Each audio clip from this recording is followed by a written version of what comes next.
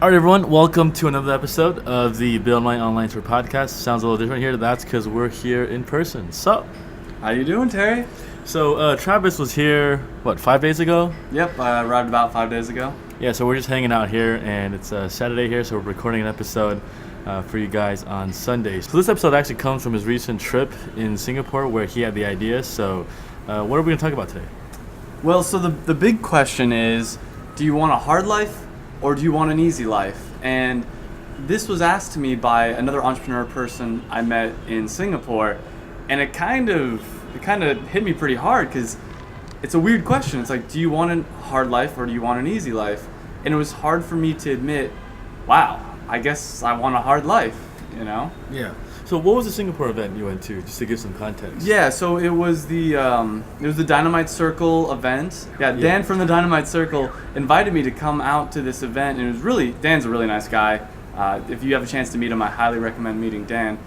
But it was a event, they were hosting an event about wealth management. Yeah, it's like wealth management. If you have like cash laying around, yeah, like high net worth guys, what do you do with this investment? And it was really cool. This particular part of it was like free drinks. It was for all the people that were actually going to the event, but Dan invited me to come out anyways.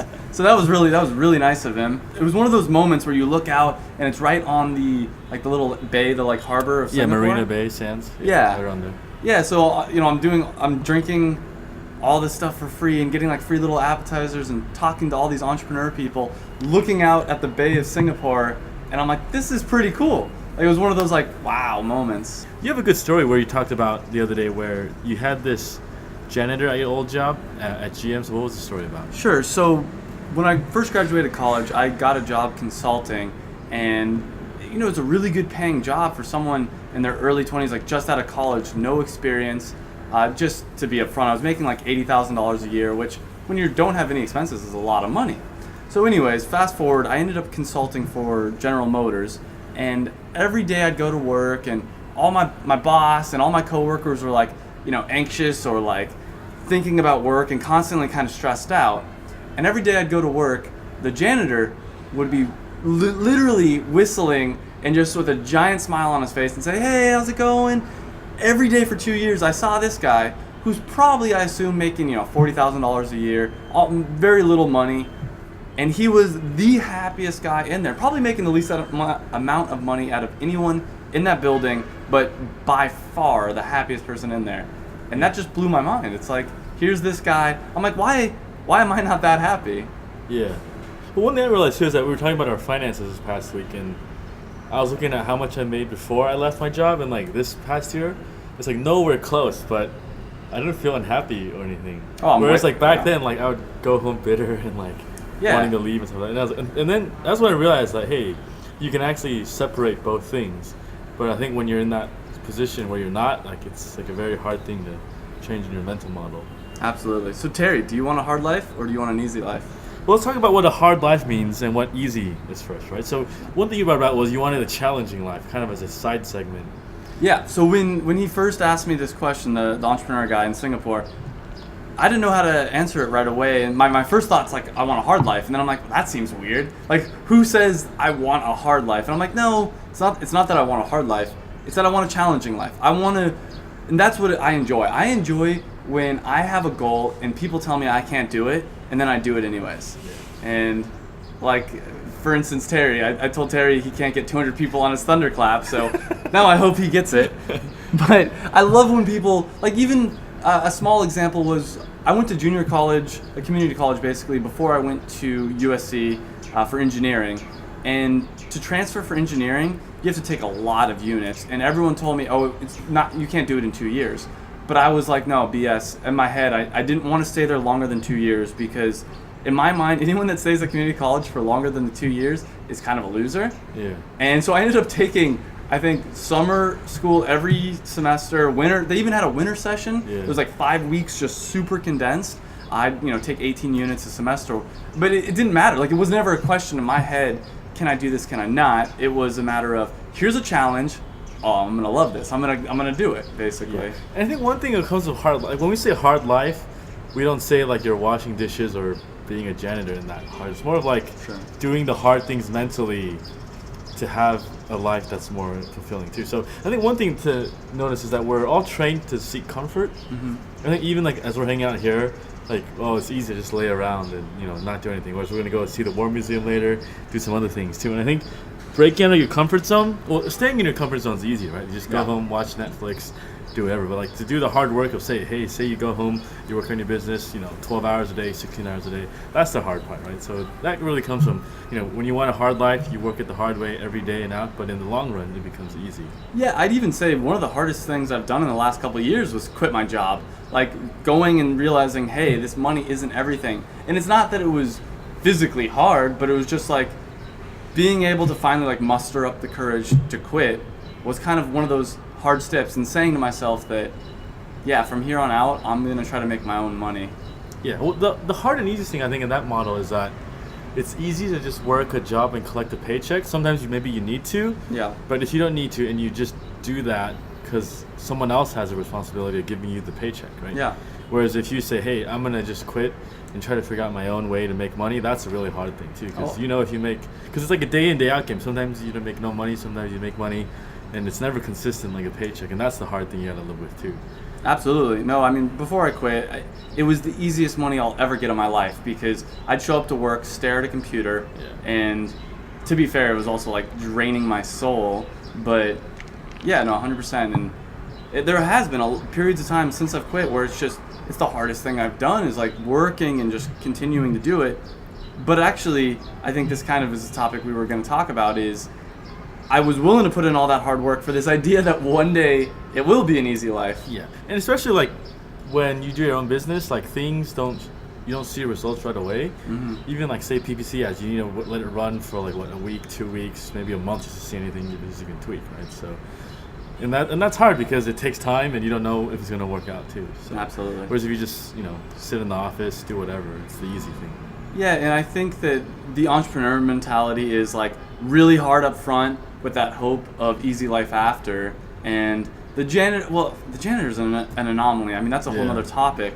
But most people, I feel like they kind of want that easiness their entire life, like a mediocre easiness where when I think of the entrepreneur, they want really hard and then like laying on a beach, sipping, pina coladas kind of idea. Yeah. Well, I also think it's too, I think society glorifies that beach and the pina colada thing, where you don't see the guy who pulled his hair out for like 5 years before them. It was like, look at like Tim Ferriss. Like, in 4 Hour Workweek, he had this supplement business that was doing what, $80K a month, and he couldn't sleep. But he doesn't talk about how he built that up to $80K a month. Which I love that story, actually. Yeah. I mean, he in the book he talks about how he would have, he'd be sleeping under his desk during Thanksgiving, and like a little bit. Yeah. His fiance left him because he was working so hard.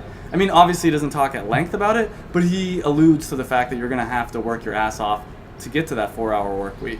Yeah, but I feel like it's so much easier to focus on the easy side of things. Sure. That you miss it, because he only talks about that for like less than half a chapter, right? Yeah. And if you gloss by it, you've completely missed that part. I think it's not until you actually quit your job, do this thing, that you realize, okay, it does take time to get anywhere, unless you get lucky or you're in some spammy industry that's blows up. shady, Yeah. like you're selling penis pills or something. Which is a guy I met. Which is a guy we know, Yeah. Well, even that, he's working hard, it sounds like. That's true. Yeah. I don't know though. I guess to me it's still that idea that, so not so much sipping, drinking pina coladas on the beach, but to me it's doing exactly what I'm doing right now, where I can take 6 weeks to travel around Asia, and it doesn't mean that I'm not working at all. I'm still doing some work here and there, but it's that idea that I could have that freedom basically. Yeah. So let's move on into another thing that's hard and easy. Let's talk about health. So one thing I noticed is that you're super healthy when you eat. Like you eat raw broccoli. Like the other day I took Travis to the grocery store and he buys this, satchel of vegetables. And normally you like chop it up, you boil it or whatever, you cook it. He just like sits on the couch and like eats it raw as if it's like an ice cream cone. And I was like, wow, that's hardcore paleo right there. Broccoli, cauliflower, I find to be awesome just like munching food, like watching TV. Because I have that instinct, like everybody does, to just sit and like eat popcorn or eat chips or whatever. But I found if I replaced it with broccoli or cauliflower, and most people are going to listen to this and be like, you're freaking crazy. I kind of geared up to this. But now to me, it's like, it's enjoyable. It's more about, I know it's healthy, so it's like, I don't regret. It's not like when you eat a bowl of chips and you're like, I feel shitty afterwards. but at the same time, it fills your stomach up where you're not craving shit food, and at the same time, like it just gives you something to do. Like while You're you're eating sitting raw there. vegetables. Doesn't that taste weird at first, or? Maybe at first, but I've like gradually eaten healthy since I was, I don't know, 16 or something. Yeah. And so for anyone listening that stopped drinking soda, like I don't know if you've stopped drinking soda for a while and you go back to drinking soda, you're like, oh my god, that's disgusting. Yeah. Stop eating fried foods for a while and you go back and you eat fried foods. Every once in a while it's like it tastes good, but you're like, I can't believe people could do this every day. Yeah. And it's the same thing that happens. And for me, the broccoli thing is just, I don't know. It's. I know it's healthy. Like it's the only thing that's undisputed. Like you get 100 dietitians in a room, they'll argue about everything except for the fact that green vegetables are good for you. Yeah. So.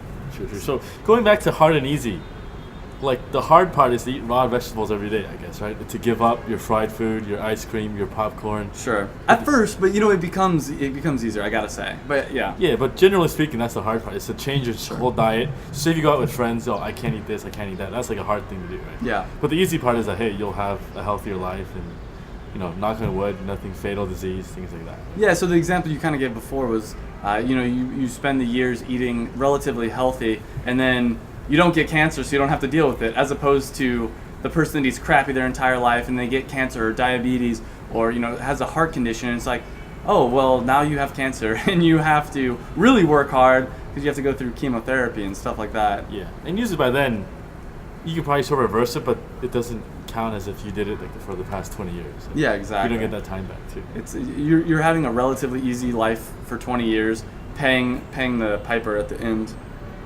Yeah. So I guess the other point we're going to talk about is, so we have health, money, and one thing I put out was also here was relationships too. So I don't mean relationships as in like boyfriend, girlfriend, but I thought about it in terms of like trust, right? So trust is something that's hard to build, takes a lot of time, right, day in, day out, but it's really easy to break too. And I think sometimes like when I was looking at this Thunderclap campaign I'm doing for the Kickstarter, it's like how well do I know these people to ask them to donate a Facebook post? And it was like, do I know them well enough as a relationship to ask them and send them a link right away, or do I need to like kind of catch up a little bit? It made me think that like, hey, relationships aren't something that you just show up one day and just like ask them for something. Like it takes time to invest in.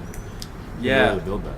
Absolutely. That's something that I've been really interested in lately, and part of the reason that I want to go back to Los Angeles is because I want to start investing in relationships, and I've had a lot of relationships easy where it's like, oh, we're quick automatic friends, and that's great, and sometimes those quick automatic friends will turn into better relationships later on, but it tends to be, unless you put that time in to invest in hey, let's hang out, let's get lunch, and it's not a one-way street. You can't just be like, hey, I'm bored, I want to get lunch. There's gonna be times where you're like kind of busy and they're like, hey, I really need to hang out, can you meet me for coffee?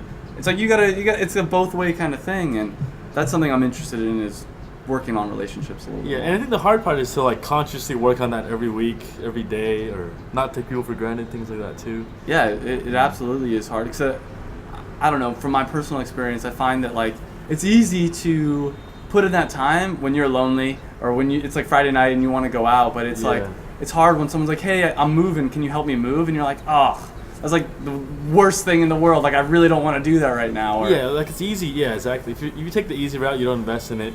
And when you need their help, like you need to ask them, well, why should they help you? Yeah. Whereas if you did like a brunch every month, hang out with them, catch up once in a while. Yeah. You invest in that, and it makes sense too. And so even I'd say that even just like sending messages every once in a while, it's I don't know, it's something that most people don't do, and it's something I'm trying to start doing a little bit more. Is like keeping in touch. Yeah, or just like commenting on their Facebook posts, things like that, and yeah, it's probably just liking, because everyone just clicks like, right? Yeah. It's like taking an extra step to invest in a relationship. And I think one thing that really stood out this past week was that shout out to Derek Dodds over at wavetribe.com. So I was asking him to join my Thunderclap, and he's like, yeah, sure.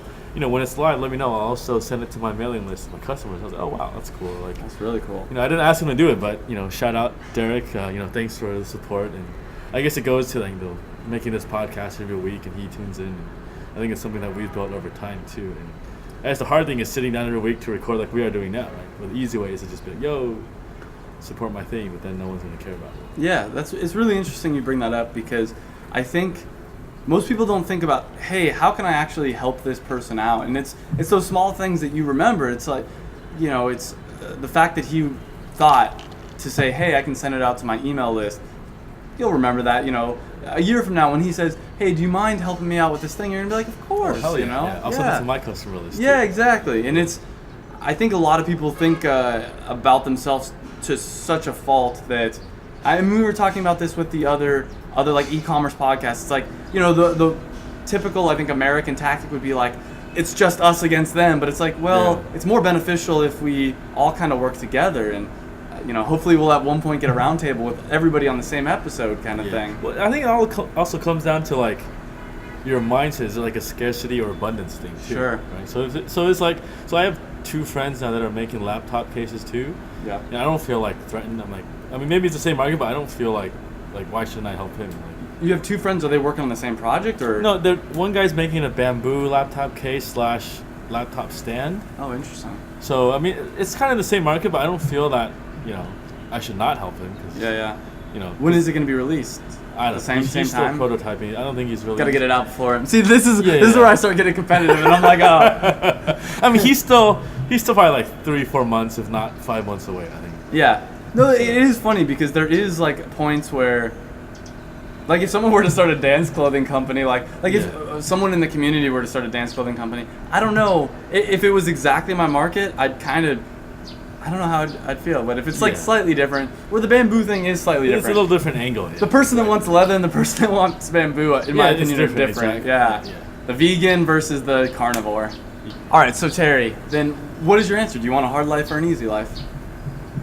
I think I want a fulfilling life, but whether you get there through the harder or the easy way is up to you, though. Okay. So I think because when I think hard or easy, yeah, you can live a hard life, but I don't know, doesn't mean it's always worth living. So sure. I think fulfilling is probably the answer. So basically, a life that's worth living is your goal. Exactly, but maybe the path to get there is through doing the hard things. Yeah, I'll agree with that. I think that I want to have moments in my life where I'm working hard. Like, I really enjoy hard work when I have a good purpose. Like, I don't enjoy hard work for the sake of hard work. I had a friend who, like, he would torture himself with hard work just to prove that he could do it. Where to me, it's like, if I know what my goal is, I've set that challenge.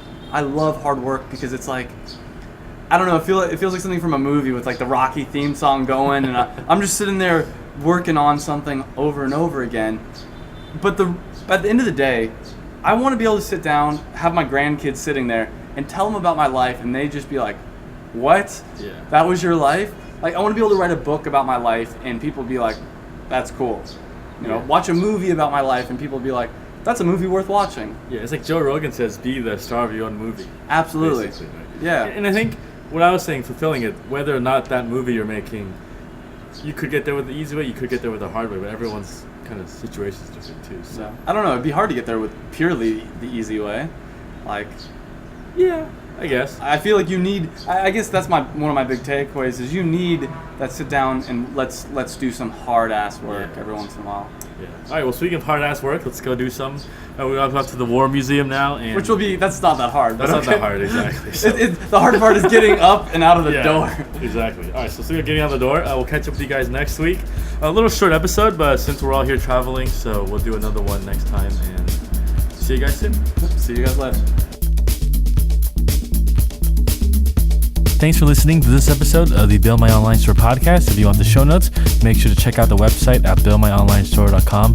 If you got an e-commerce store, every 2 weeks I lead a live mastermind call with about 5 or 6 of the listeners in 2 separate groups where we work openly together and solve a business problem that you have. And we're all there to support each other. So if this sounds like your cup of tea, make sure to check us out at buildmyonlinestore.com/mastermind. Thanks again for tuning in, and I'll catch up with you guys next week.